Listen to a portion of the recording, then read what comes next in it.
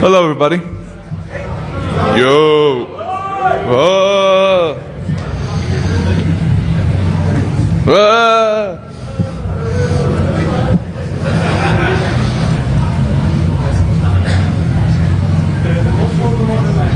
Lots of music today. We'll manage. We have about a couple more seconds before we start.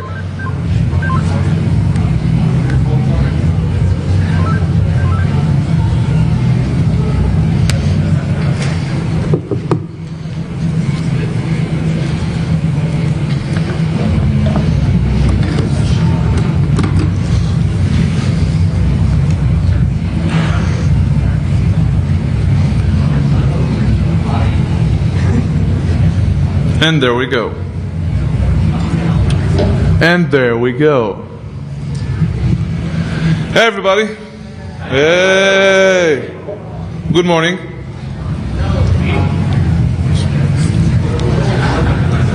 I gave this talk once. Okay, shut up. Thank you.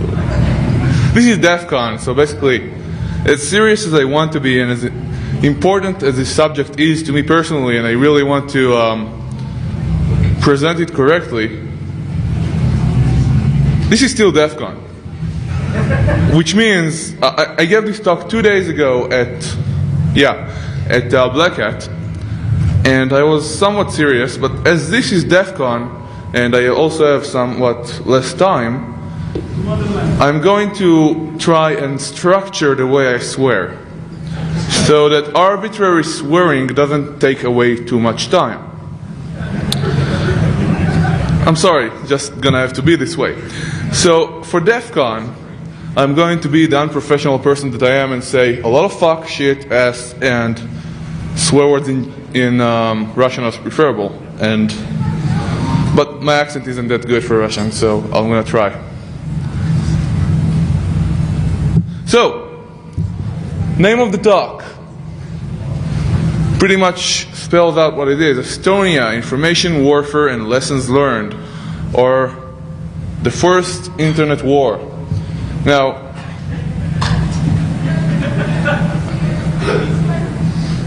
you guys want to go sit in the back where the cool people sit? No, we like you. No, you seriously look cool to me, and most cool people sitting in the back, always. You used that joke earlier. Yes, I know, but it's not a joke, I mean that. And I will repeat every good joke I have because I don't have that many. I'm just being honest. So shut the fuck up! Thank you! No! Now, Estonia, Information Warfare. Information warfare, plain and simple, is warfare with information. We're gonna disregard most of it as far as it is considered today, and just concentrate on the internet, networks, computers, and attacks related to this. Not on psychological warfare, or the press, the media, or anything else that may have anything to do with Iraq or current politics. Lessons learned. That part is actually going to be limited for this talk, but it's what really interesting me. I'm gonna have to talk like this and go to the next room. So, the first part of this presentation is going to be what actually happened in Estonia. But put a little bit of chronology into the situation, who did what, when, and where. Of course, from my limited perspective, and I'm going to elaborate exactly on what that perspective entails, and then go to something that is more interesting to me, but maybe not to you, which is what we can learn from this and some of the strategies we can deduce to use with information warfare from this particular case study. Now, I don't have a lot of time for the second part, so let's hope I get there really quickly. And for the first part, it is technological, but not very.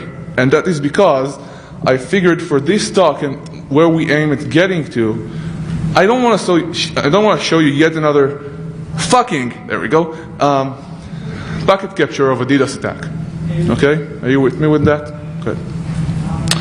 So, important note, and I'm going to go through this quickly because again we don't have much time, but it is important. The Estonian CERT, the professionals who worked for Estonian ISPs, the banks, all these organizations, They deserve a ton of credit. I had absolutely, well, that's not 100% correct, but almost 100% correct. I have absolutely nothing to do with what happened over there. I was there as a foot soldier for almost a week, and I was put in charge of writing the post-mortem for the Estonian attack, recommendations for the future, etc. So all credit whatsoever goes to them. But still, I wrote this presentation, and although Hiller's name with the CERT manager at Estonia is there with me, it's because of respect. He did not see, nor did he review this presentation. So all blame goes to me. All credit goes to them.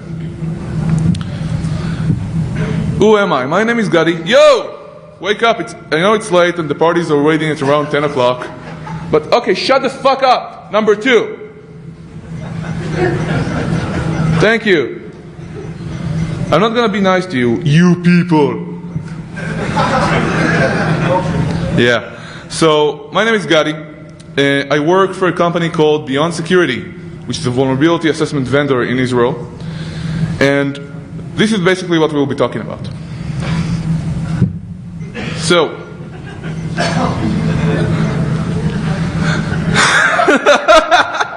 second time it gets me again. I'm sorry.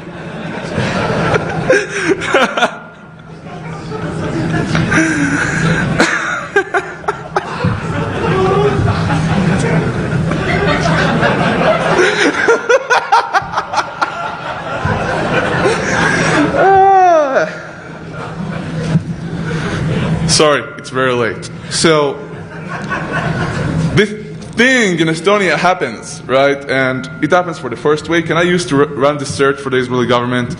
And I managed security operations for the Israeli government ISP. And I figured, hey, you know, these things happen. Whenever there is some sort of political tensions or military tensions after that, always there are some guys, some group of people, no matter who go online and say, those fuckers!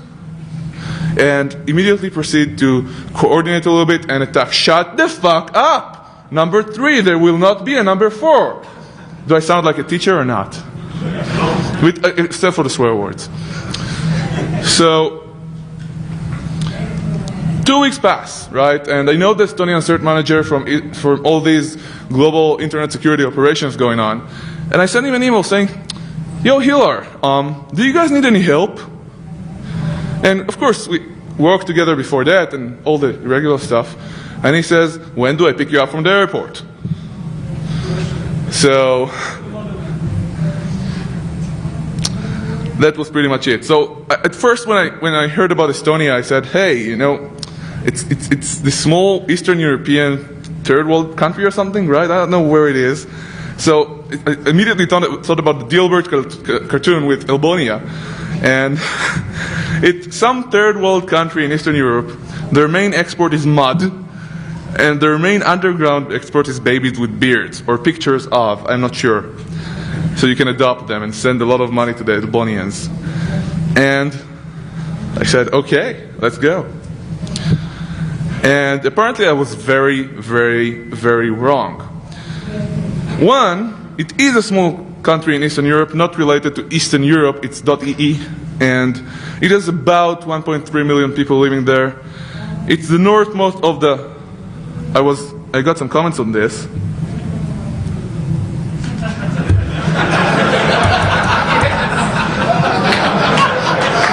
Of the 3 Baltic states, which pretty much makes it Nordic. I mean, they're still Baltic and everything, but I went to Estonia. I got an email from F-Secure. An hour and a half later, on a shuttle, I'm in Helsinki drinking beer, microbrewery beer. So, pretty interesting stuff.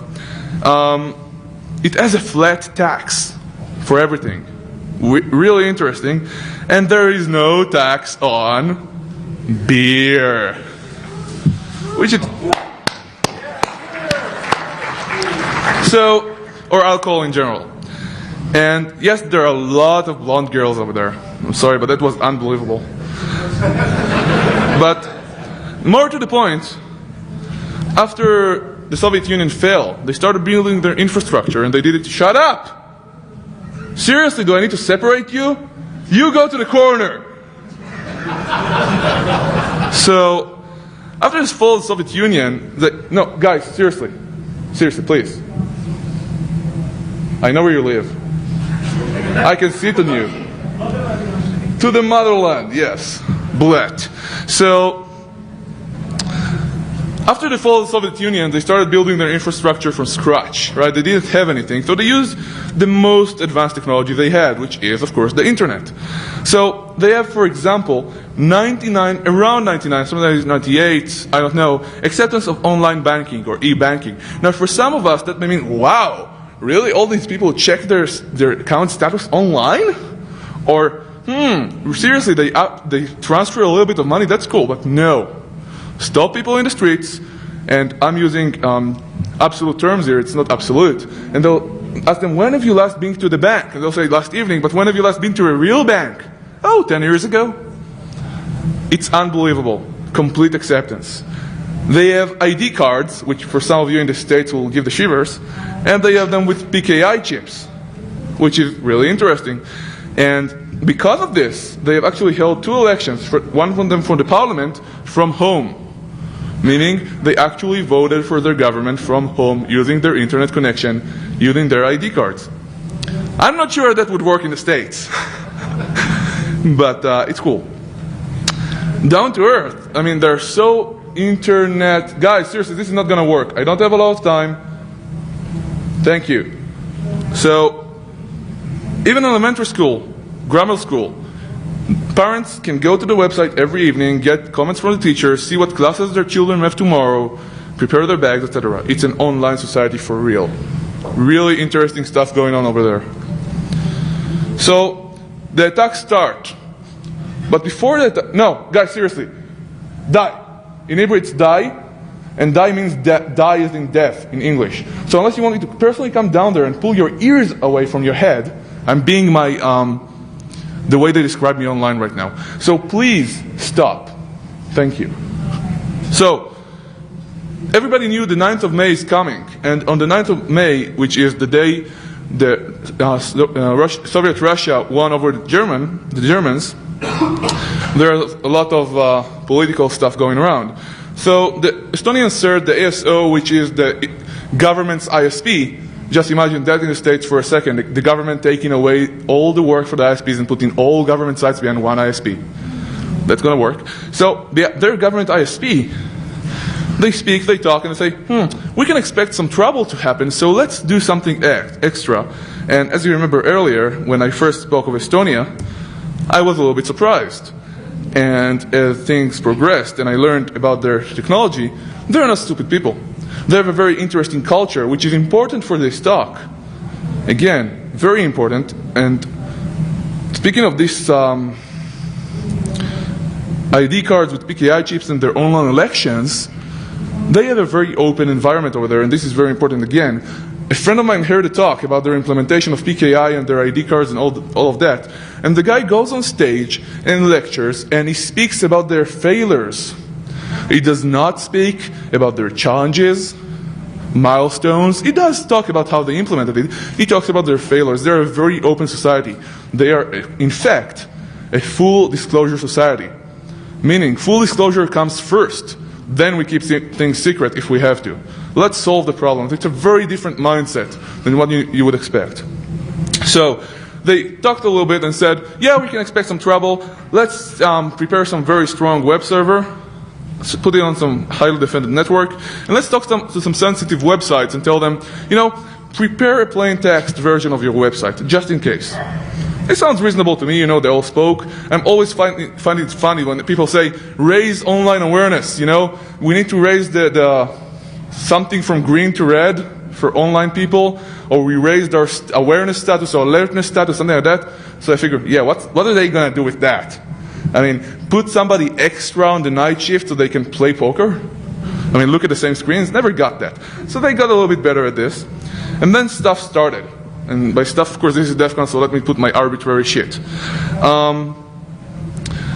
Saturday, 27th of April. Was it Friday? Oops, okay. 27th of April, the attacks start.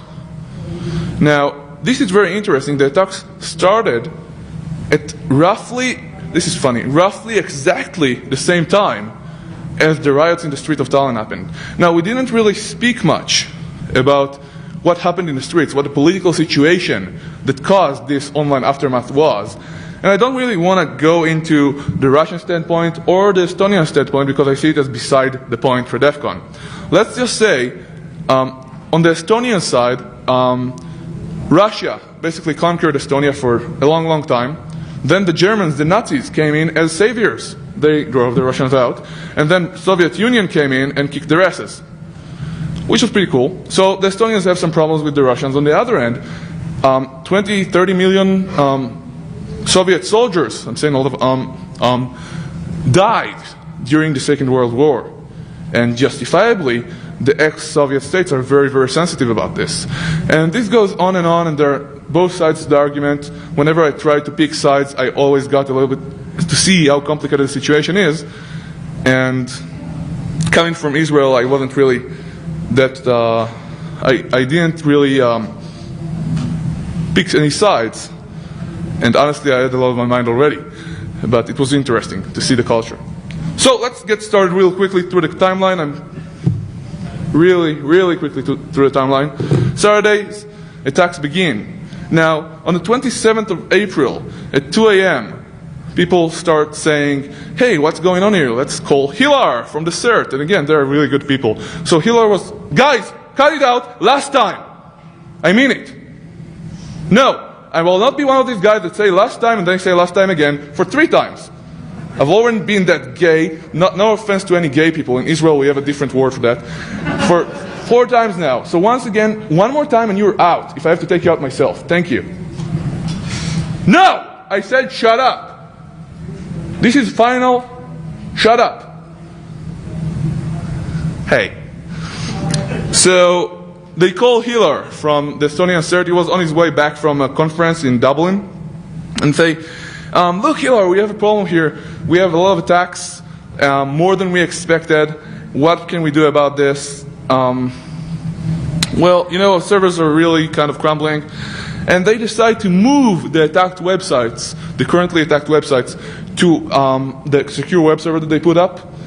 And that was that. Call ended. The next day, there is another phone update at 6 a.m. Hilar already landed. And there are new targets now under attack.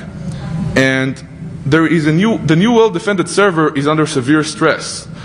This is the point to mention that this defended server was actually behind an OpenBSD firewall, and that one machine is the only machine that survived unscathed throughout the whole incident.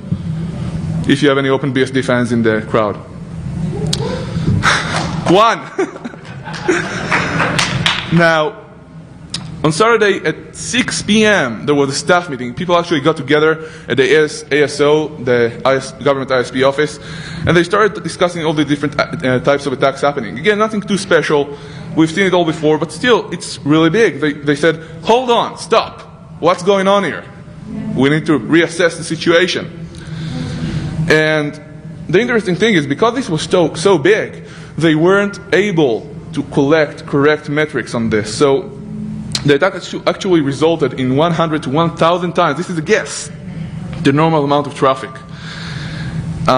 They proceeded with basic incident response, much like anyone would do, and that was that.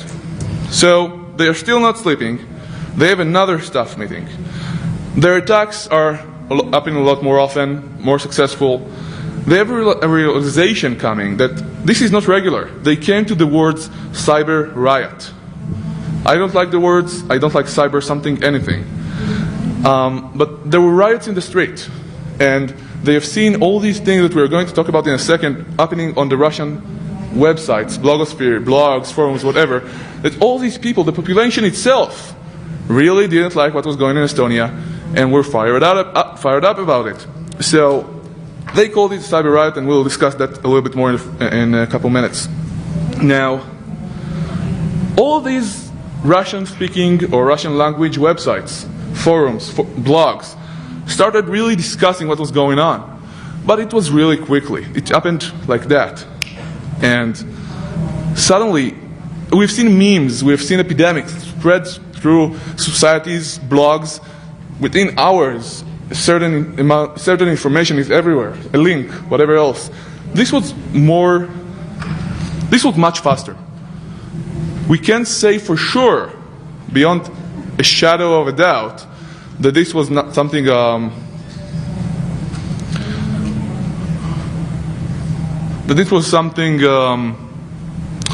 which was organized or anything else. But somebody took the time to go to all these blogs, go to all these forums, tell them, look guys, this is what's going on. Let's do something about it. And usually when these attacks happen, and again, all the difference between cyber riot or terrorism or whatever else you want to call it online, which is usually defacements or DDoS, this was not just one group who attacked. It was a whole lot of people who got pissed. And the one phrase that kept repeating itself was, fucking Estonian fascists, or Nazis, or whatever else you want to choose, which any Russian would like to explain to you why they're welcome to do so. Now, these guys, the Estonians in the meeting, quickly reached the decision that, being in emergency mode, or in red mode, or in black mode, if any of you know the color theory for shooting, is not scalable. They have had a couple of days, 3 days of confusion, and they got through it. Now it's time to make this routine. It's time to make the incident response more maintainable. So they decided tomorrow the weekend ends. It was really luck that it all happened during the weekend. We need to start getting our act together. They sent people home, and the next morning they came there at 6 a.m. This is what they found, basically. This is from an Estonian newspaper, and you can see the geek or not geek, or somebody who read the blogs on the left. Yes, I'm actually interpreting the picture. With his aunt or mother or grandma behind him, really not understanding his online game, firing his Kalashnikov, AK-47 for you Americans, and that's the wall behind him, basically, through the screen, as you can see, and it's all so the guys in Estonia really like this picture as a representation of what happened over there, and I think it's pretty neat. If you want the actual, this is not going to be in the presentation because I don't currently right now have the URL to attribute it to, so I just put it here for now. The blogosphere. If you look for this, this is actually Latin rather than Russian, but if you look for this online, you'll find a ton of websites talking to people and telling them basically, guys, you're sci-fi fans on a sci-fi forum, sorry, SF, for any of you fanatics. And I'm a sci-fi fanatic, by the way. Any of you are free to right now go and fight this. Look at what the Estonians did to the monument and all the graves under that. Let's forget the politics and why it happened aside for a second. And here is how you do it. You open a command run whatever window, you enter CMD, you click enter, and you do ping. And then you click enter, and then you write ping, and then you click enter, and then you write ping, and then you click enter. Now, this sounds very silly to some of us here, but hey, did that get, that simple action of being able to do something got people fired out. Anybody here can read Russian? Dimitri, you around maybe? No Dimitri around? Okay, who can read Russian here? You raise your hand. Can you try and... No. Can you try and read that for us, please, for a second? You want me to just read the Russian, or you want me to... Translate it if you can, please. Well, it's essentially saying that due to any site in Estonia should be attacked, and I'm not going to give a literal translation. Can you try, please, if you can? No? Okay. So basically, this tells people about what happened, and if they want to take some action, they can. And it explains to them how to open the console window and click enter after all the ping commands. And it's pretty straightforward, as you can see. But still, this is not very complicated. It gets people fired up, no more than that. So let's try and automate it a little bit. This is just a simple batch script. Batch file that lets people do this automatically. Most of the targets were government. This was political to a level, of course. But there are other tools as well. DDoS tools, whatever you want, it could be downloaded. And as people got fired up on this and got excited about this, other people started taking note. So before everybody starts jumping out and asking, hey, who is behind this? Who did this? Did the Russians do it? I can right now say, for the blogosphere perspective only, that either this was the first self-learning, self-adjusting attack I have personally ever seen, or to a level this was planned, or more to the point, organized. Now, there were actually, much like the instructions that came on the Russian language blogosphere, periodic updates telling people, hey, these are the DNS servers, this is the tool you need to use tomorrow, and use this script instead, etc. This responded directly to what the defenders in Estonia were doing. Now, who did this? That's a question we'll have to try and answer later.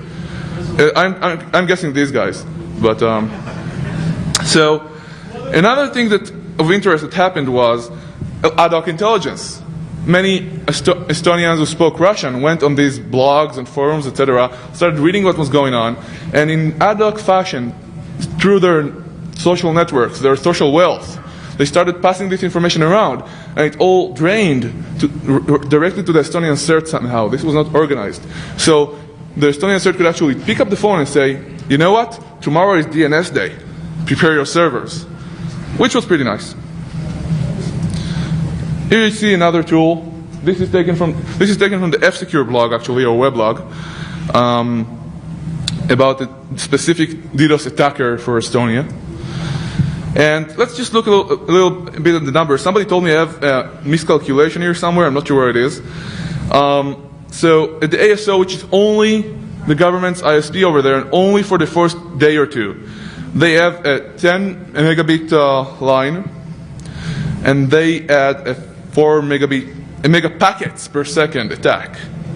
Now, packet can mean anything from a few bytes to a few kilobytes, or more. So this is not exact numbers, of course, and again, metrics were a problem. So from a 4 megapackets per second attack of ICMP echo, there are different attacks here. The attack became 1.2 megapackets per second, which is interesting. That was just initial filtering. Then Cisco Guard was actually sitting around there, waiting for a demo.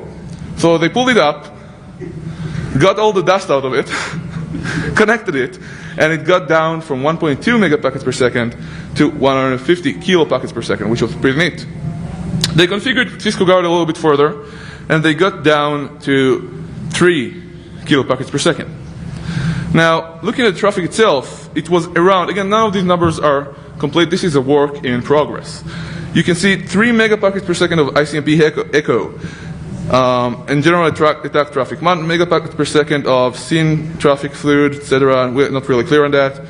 150 kilopackets per second of other attack traffic, and this is not final, of course, only 3 kilopackets per second, fuck off, of legitimate traffic. So this is pretty neat, in my opinion. Now, we can compare these attacks, in many cases, to other attacks we've seen, and honestly, this is nothing. Why are we even talking about this? We have seen the root servers, DNS root servers under attack. We've seen many large ISPs under attack, and I don't know. I mean, this 4 megapackets per second is big, it's significant, but it's not that.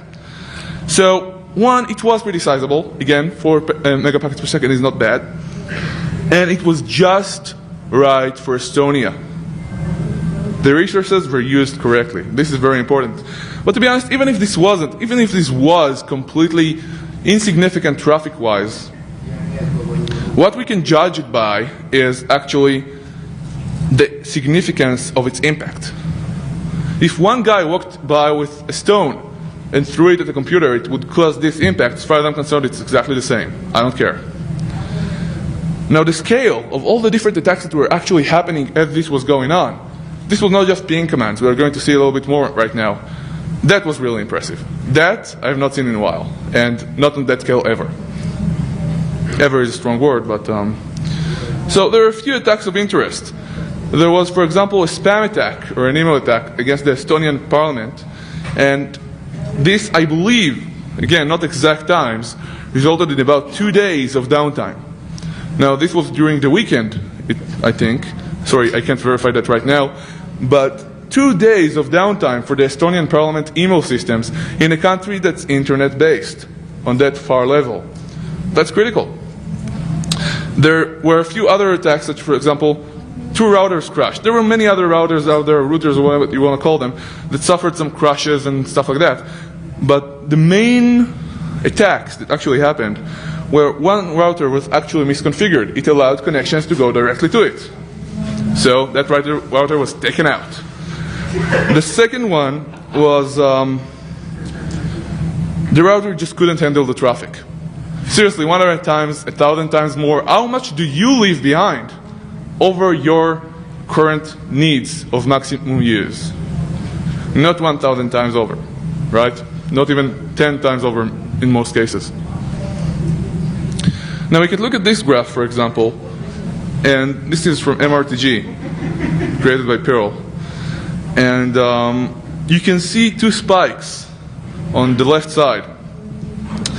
Now, we have seen this with other botnet attacks. This is not special to Estonia, but we believe these are measurement attacks. We can't be sure, but basically what happens sometimes is that you see some sort of concentrated attack that goes on for 2 minutes, 5 minutes, or something like that, and then at some point it disappears. Well, not at some point, 2 minutes after that. It disappears. Between an hour after that to 3 weeks after that, a huge attack follows. This time it wasn't that long, but that's pretty interesting in my opinion to see a little bit of organization of botnets. Where did these botnets come from, by the way? Let's try and answer that. But to be honest, the botnet attacks were quite regular. Now, there are so many different forms and attacks happening, but there were no bots, or nearly no bots, again, never say never, measuring what's kind of problematic, attacking from within Estonia, or if it's your organization, from within your organization. We can know that there are bots everywhere. Why did the botnets exclude the bots from within Estonia in this attack? That's not directly clear. But it's very interesting, and I would like to discuss it a little bit later on, because this did happen. This graph is pretty interesting. There was a comment, this I believe also was on the F-Secure blog, but I can't find it, and I'm sure I saw it somewhere else as well. A comment was made by someone on one of these forums saying, you know, I created a PayPal account. I created a fund to hire a botnet to attack Estonia. Please donate money. Which is pretty cool, right? On the same thread, somebody else said, hey, buddy, I'll donate 2 of my botnets, right? This is the important thing. This is about firing up the population. Yes, some of the population cannot do much, but a lot of these people are capable. Some of these people actually know security, or have botnets ready for spam or whatever else you want to do, especially when it comes to Russia. And again, this is my usual disclaimer when I say this. I honestly have nothing against Russia or Russians. 1/5 of Israel is Russian. My ex-girlfriend is Russian. But yes, it was Russians who attacked. So, and Russia has a lot of cybercrime going on. No kidding. Ooh. So in this graph above, you can actually see one of the attacks disappearing at some point exactly at 3 a.m. Estonian time, which is midnight GMT. This is why I believe this particular attack was indeed a hired botnet attack. Now there are some special botnets around. We've seen this before as well, but this is not often used unless you have a real nasty target you just want to take out. And these happen every few months usually. Somebody builds specific botnets using samples from new code base, which antiviruses and nobody else has basically seen before. These do not propagate, they do not try to infect and others and get bigger, and these honestly are just there. They do not connect to a command and control server, right? They do not try and get orders. It's hard-coded inside. So what we believe happens usually, and we have seen this actually in action, is that a current botnet with the current pool of victims gets this sample dropped on these machines. If you look at these machines, you're likely, unless something of course happened there that's not regular, to find that botnet sample there. Probably a few others as well, but that's basically, you can correlate that. So this was a special attack that raised our eyebrows a little bit. Incident response. Let's talk a little bit about what the Estonians actually did to combat all this. I mean, geez. So, basic stuff, what are the sources of the attacks? Or the attackers, for that matter. Who is attacking us? Where are they from? And then, what are the targets currently under attack? We want to take care of that. We want to secure these servers.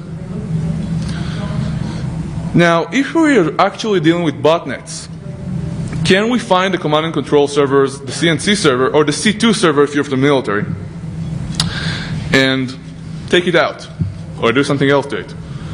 Which, you guys are scaring me. Okay. So, Thank you. Thank you. woo!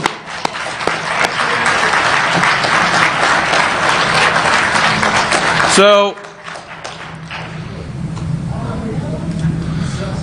let's move on.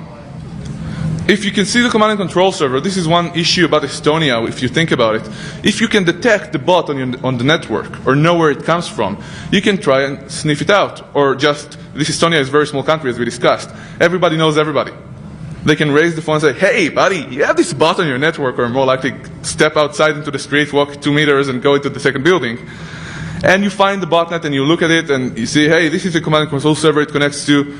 So this is very interesting that whether it was OPSEC, do not use bots inside of Estonia, whether it was a fluke, hey, things happen, although I don't believe in this, or whether this was an actual attack plan, no bots are found in Estonia. The internet is international infrastructure. It's not national infrastructure.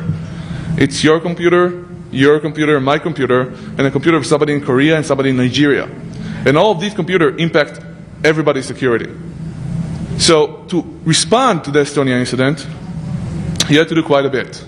Now, the main goal of the first responders, of course, was one: bring the systems back online, if not keep them online, right?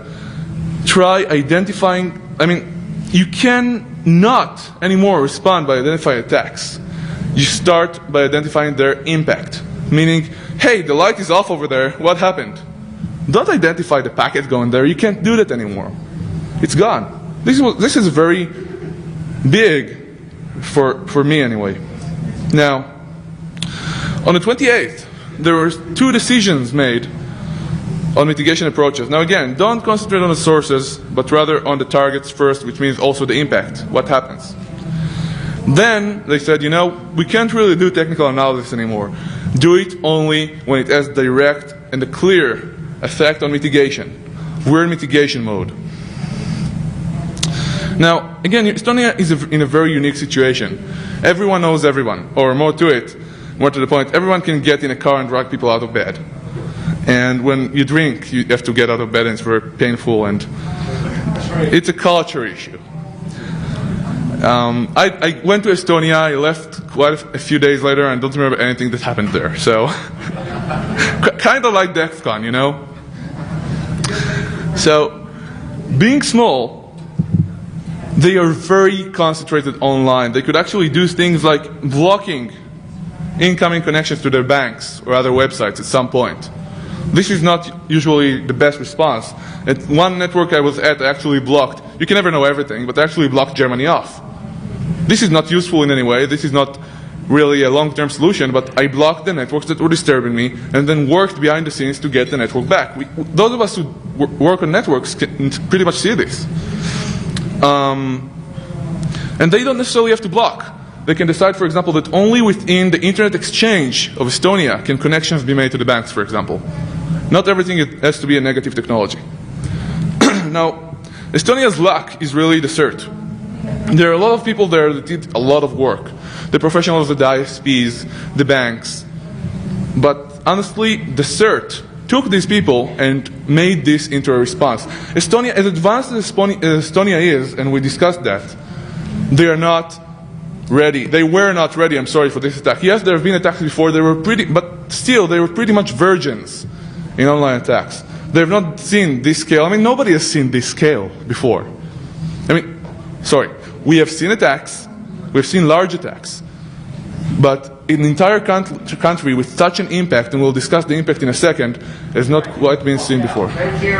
Bye-bye. Long live the motherland. Blet. So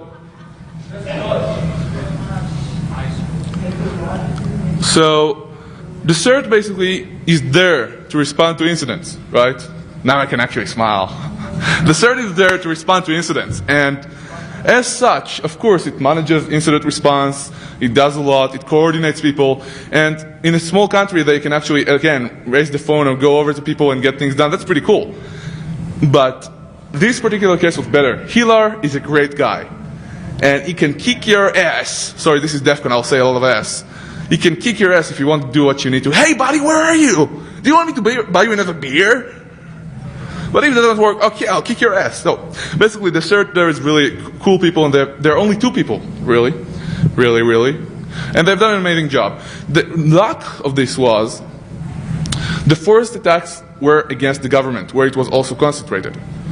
And most of these websites were hosted at ASO, which is an uplink to Elion, which is the main Estonian ISP. So most of the incident response was done by the CERT, ASO, the government ISP, and Elion. Then the attack spread. But most of the other servers under attack were also at Elion. So everybody got together, and the CERT ran some Jabber server or IRC server, I don't remember exactly what, to get all the chat going.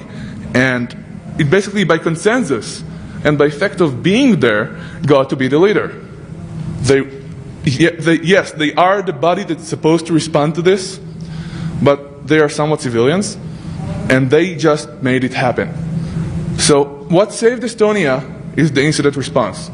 We cannot always, we have to admit to ourselves as an industry, yes, we want bad things not to happen, yes, we want to try and prevent them, but whether by malice or by mistake, and there is a very important quote on that I won't make right now because I can never remember it, shit will hit the fan.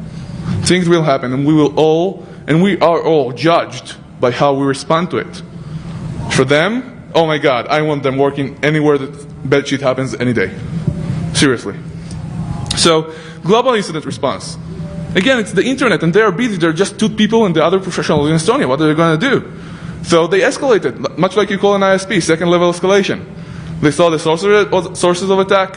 They asked 4 certs from Europe. Hey guys, can you help us out? So these certs sent out abuse reports, raised the phone and called people from Germany, Finland, and Slovenia. And they got in touch with the Internet Security Operations community. Yes, Hilar was directly in touch as well, but these people really helped.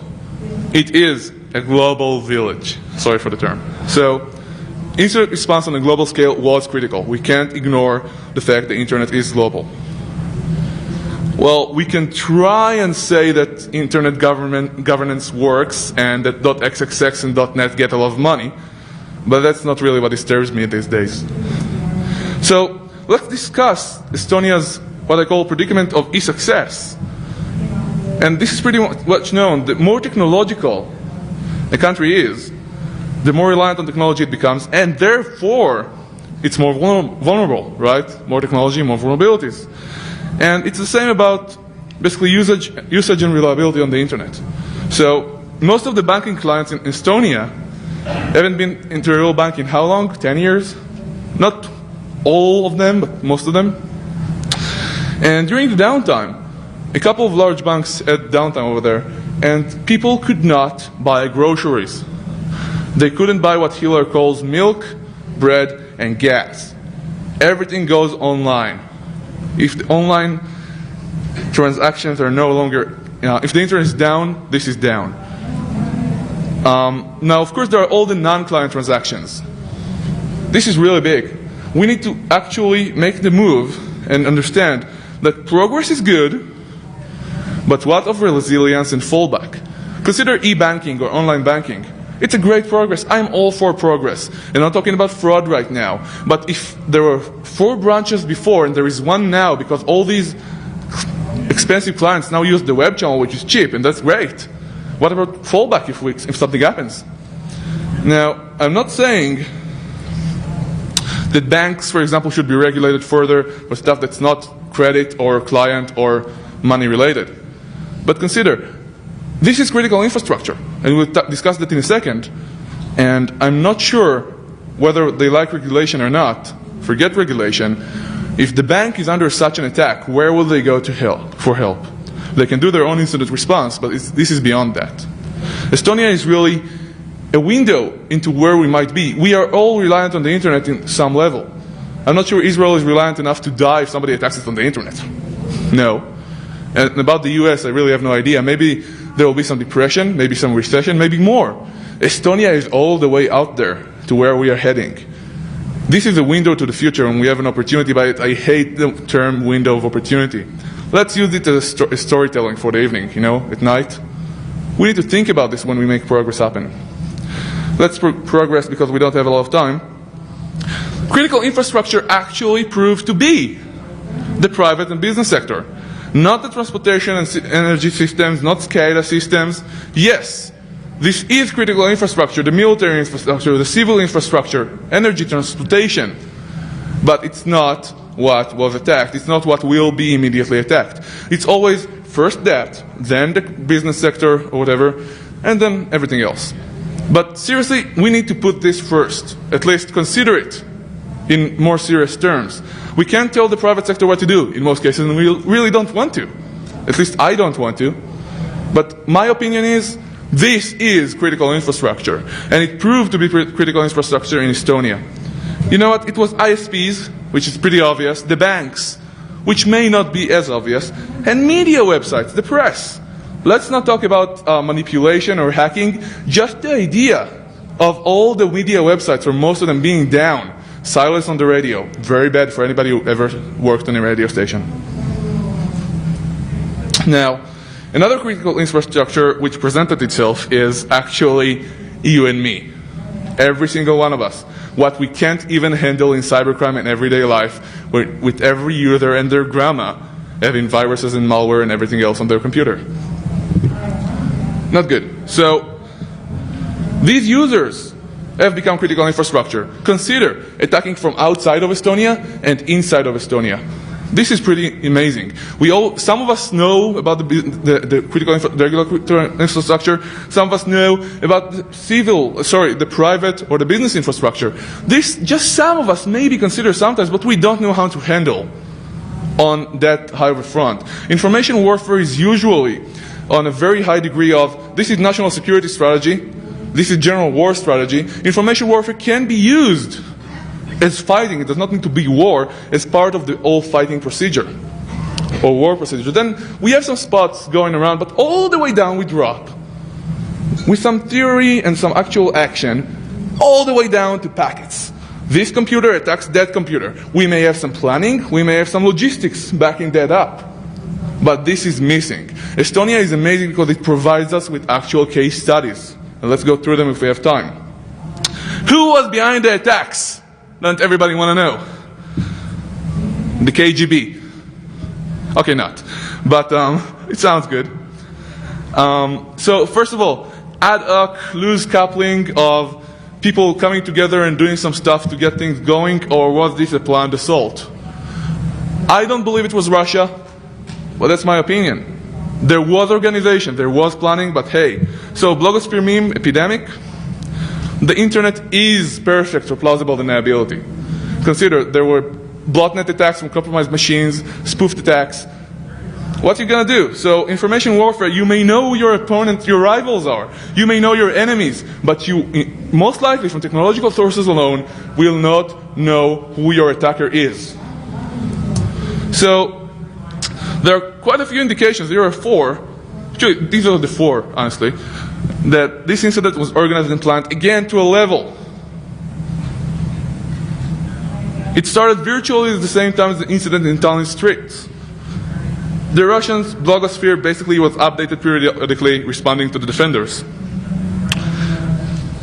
Virtually no bots attacked from within Estonia, although that changed later on. So OPSEC fuck up when they attacked later on, or was this planned? I don't know. And at least one botnet attack was from specially crafted bot sources. Interesting. Now, the Russians are coming, not. This could be a coincidence, each of these alone, but honestly, every single one of these indications alone shows of some organization. Again, I don't know on what level. So ad hoc, fully planned assault, I don't know, I won't know. Was it the Russians? Fact, yes, it was the Russians. Was it Russia?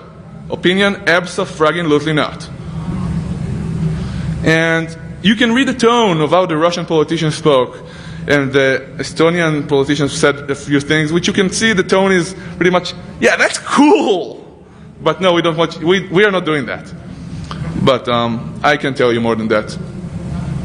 So, I tried to come up with a term for discussing what this is. You know, botnets have been out there for a while, but how do you describe a soldier who may be working for you and for your enemy?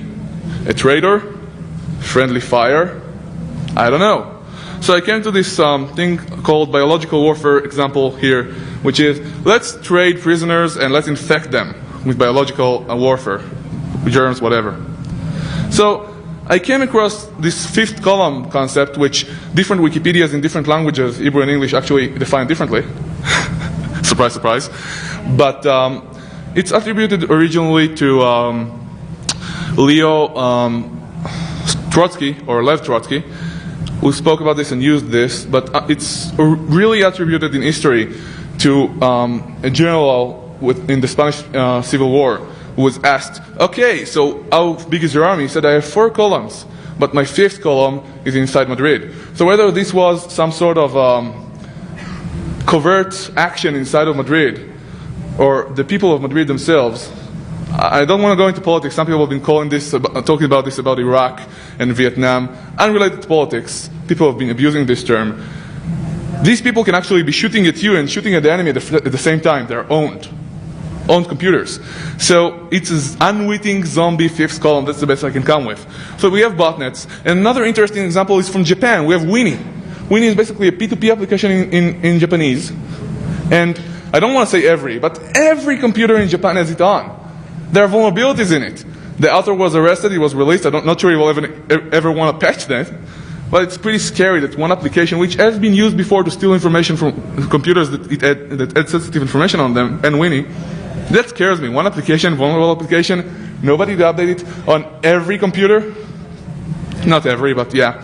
So Martin van Creveld came up and said, you know, today pretty much straightforward, but it won't be always countries we fight, it might be organizations. I'm saying, you know what, I'm not Martin, but this is populations we are fighting.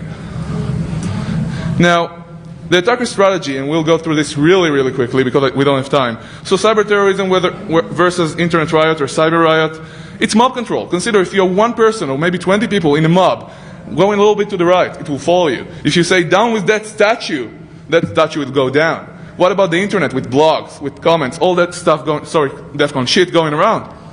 It's really interesting. So online mob, online control, this is taking psychological warfare or intelligence warfare and put it on the offensive. It's pretty damn cool. It will get attention in the future. This is new. So attackers from the world and within Estonia respectively. Pretty interesting. Attacking the business and private infrastructure as we mentioned, and the routing infrastructure, which amazingly comes last. So the defense's goal was simple: maintain regular service and stability of the country's internet. That's cool. But, you know, Clausewitz on defense, he basically said something sort of, defense is more powerful than attack. Because the more the engagement goes on, the stronger the defense becomes and more organized, and the more logistical soldiers and organizations, stuff like that people need to leave behind. I'm not really interpreting Clausewitz for any of you now, so all you Clausewitzians or whatever you call themselves, please don't kill me. But this is not necessarily true for online. Yes, I try to come up with an answer to the question of, is information warfare the same as warfare? And in many cases, there are things we can study and learn, but and we can look at information warfare as fighting. Yes, it can support, it can be a tool with regular warfare. But it's not analogous to warfare in the way that aerial warfare is analogous to marine warfare, and there are differences. It's a completely different, in my opinion right now, it may change, form of warfare. And Clausewitz is, in my opinion right now, wrong. Although, whatever is the main thing that runs this warfare thingy online, the niches can really become the main thing.